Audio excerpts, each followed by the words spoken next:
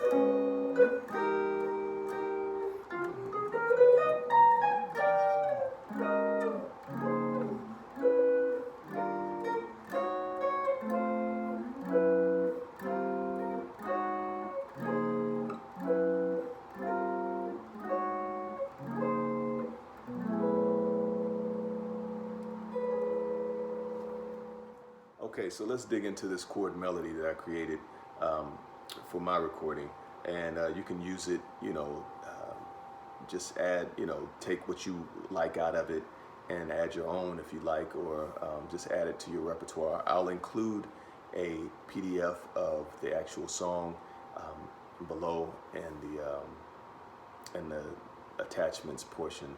So if you want to follow along, just to kind of help reiterate what I'm saying or how I'm voicing these chords, it may help.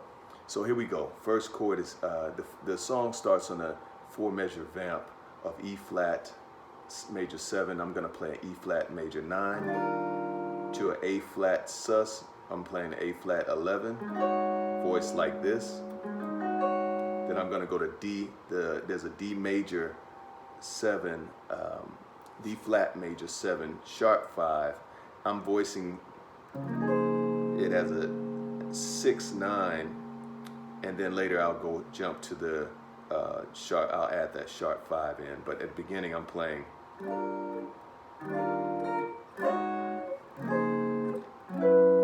sharp or G flat 11 again.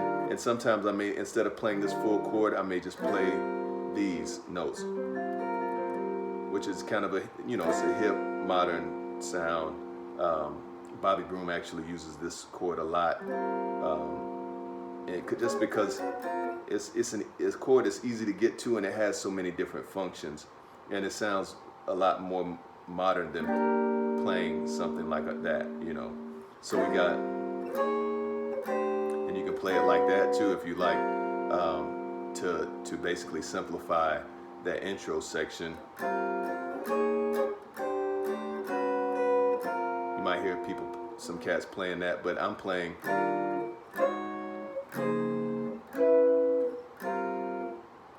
Here I'm gonna go, I'll add that major 7 sharp 5 right here. This is just an inversion of D flat major 7 sharp 5. Then back to this sus. You can play it, to me it sounds hipper like this. But you can still, you know, as long as the melody's on top, that's what you want. Melody is king. So back to that. So we'll repeat that 4 times.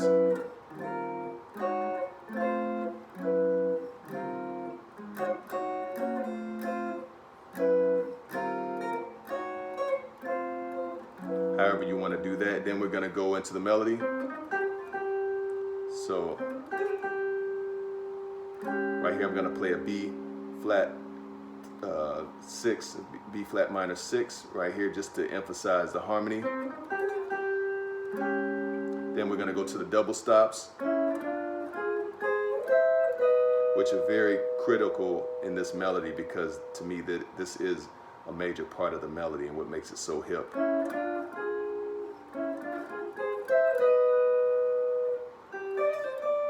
Right here I'm going to play a F minor 7. Then we're going to do the double stops again. And I'm using this, my ring finger, just because when we're playing it at the tempo, it's easier to use, to get to.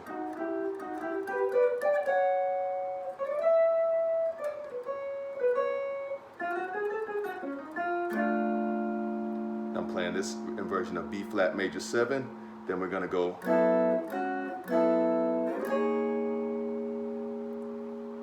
And this is E major 7 with a flat 5.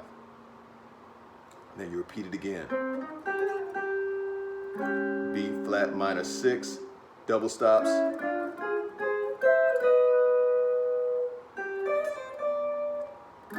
F minor 7, double stops again. Then you're going to go.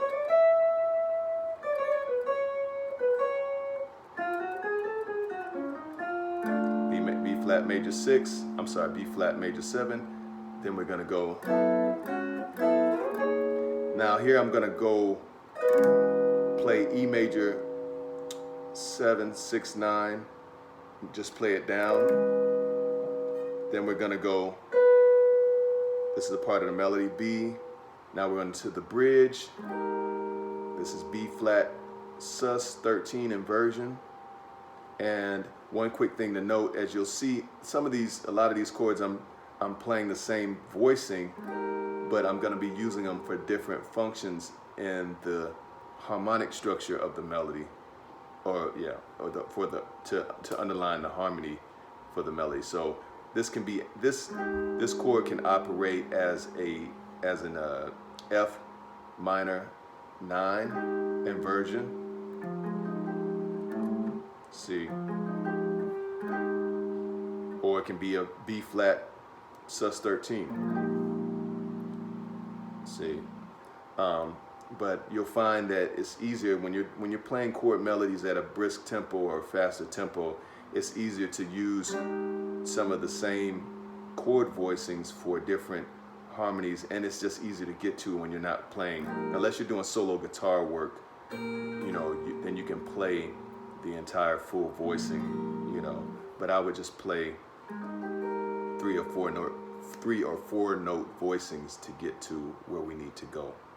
I'm sorry if I'm rushing through some of this, because I don't want the video to be extremely long, but you can always rewind it and go back. So here we go. We're on the bridge. This is B flat 13 inversion. So we got coming from here. Then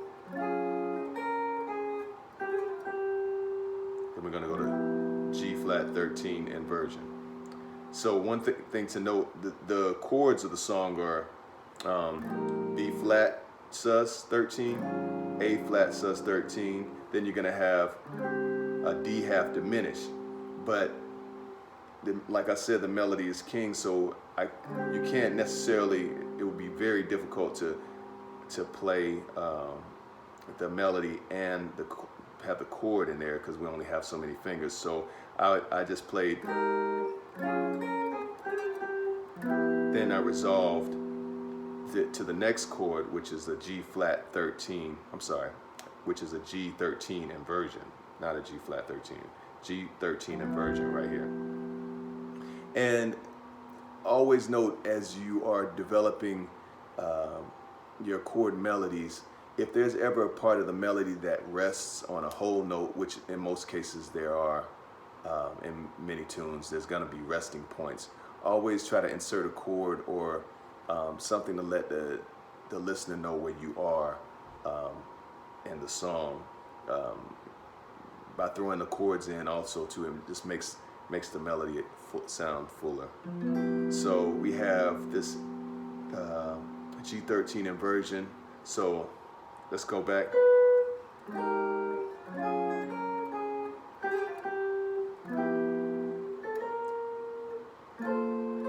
Now we're going to go to G.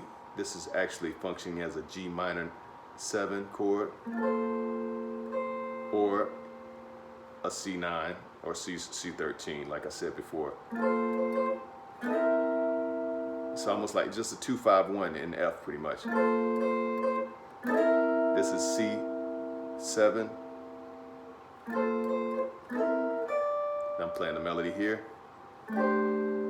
Then we're going to go to this chord again, which is, in this case, it's going to be F major 6-9, or you can play it with the bass in it.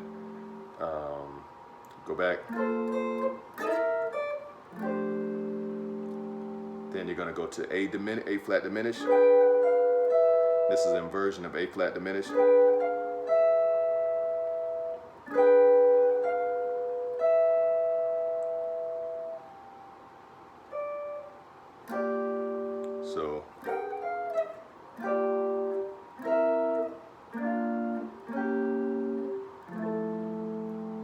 So let's get all of that again, starting on A flat diminished.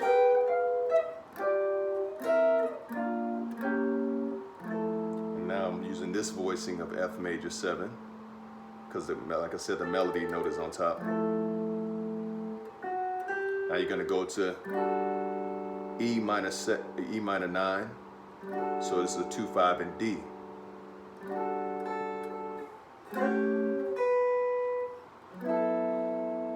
Then you're going to have an inversion of B7 13,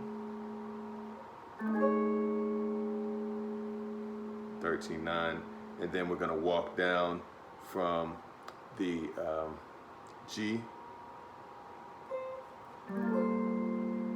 So here, or you can use, it's going to go down to minor 3rd to E, but I'm playing this. Here I think it would be hip to play, if you can get this chord, so you can kind of be dramatic with this one, because this is like where the part of the melody kind of releases.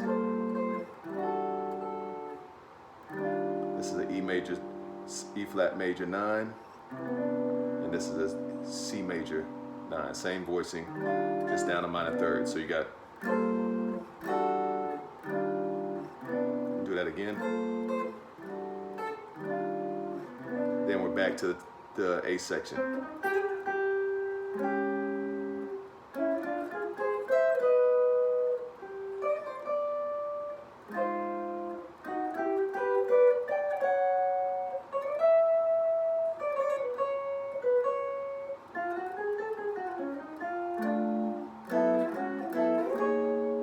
Then I'm going to do this again. Back to this chord now, this melody note, or these melody notes.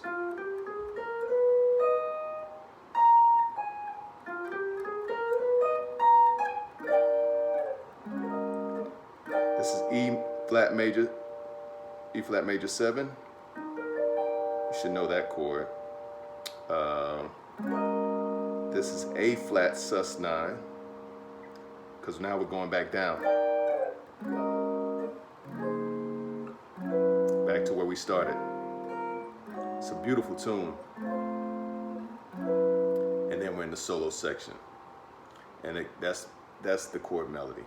So if you have any questions, check before, I guess if you run into any snags, check the chart, and it should make sense with the corresponding voicings as you go back over the video. It's a really, really hip tune, and it's one that a lot people don't really play. And you know, because it's like a waltz, a jazz waltz, it's a great alternative to songs like All Blues or even Waltz for Debbie, which are played a lot more. But the melody is amazing, the chord structure, just everything about this tune is very hip. So I would encourage you to just check it out and add it. You know, it doesn't hurt to learn new music, learn new songs, and play new songs, because as long as you execute them, you know, you might, invite the listener to something new that they haven't heard before, and they're like, oh, what is that song, you know? So if you have any questions, like I said, shoot me an email. You know how to reach me if you are subscribed to my Patreon. Just shoot me a Patreon message.